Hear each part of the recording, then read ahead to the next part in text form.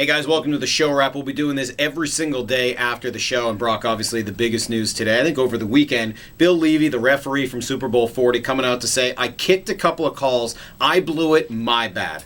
I don't understand how a Seahawks fan today can say, oh yeah, all is forgiven. Thanks, buddy. I'm just so happy you came out now, 4 years later. That really eases my pain. No, too little, too late. If I'm a Seahawks fan, I'm still pretty mad today, especially, Brock, with everything that's happened in sports in this town since then. It's really gone downhill. I can understand that. You don't forgive him. You certainly don't forget it. I don't think any Seahawks fan will forget that day of all the buildup.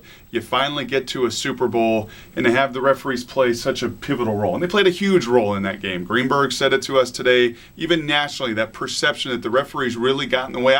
I just feel, Mike, honestly, at this point, 5 years later, and we heard from some of you today who felt the same way, that 5 years later, it's water under the bridge. What can you do now? Okay, Bill Levy, good. I'm glad you came out, but this doesn't impact me emotionally in any way. It's just over, and that chapter is done with. All right, good news today for Huskies fans. Their team gets going. Training camp starts today. What are we looking for?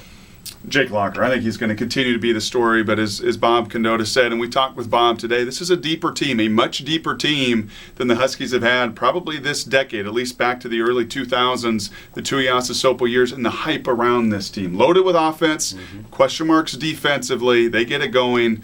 Now, the key question, Mike, who gets more wins, the Seahawks or the Huskies? I think I'm going with the Huskies. I've made that pretty clear. One last little bonus point from today. Brandon Morrow on Sunday, 17 strikeouts in a complete game one-hitter, took a no-no with 2 outs in the ninth before Evan Longoria finally broke it up. A lot of people are going to be really upset today. How did this guy ever get away? I understand it. In many ways, I agree with it, but let's also remember this. 8 times this year, Brandon Morrow has given up 5 runs or more. In more than a third of his starts, he has not given his team a chance to legitimately win. Got to remember that every time you talk about all the good that he's done. Just a little annoying, though. Just a little bit annoying. Sure. Mariners fan, just a little bit annoying. Very annoying. Sort of like doing these 1-minute wraps. We're going to do these every single day just for you. Talk to you tomorrow.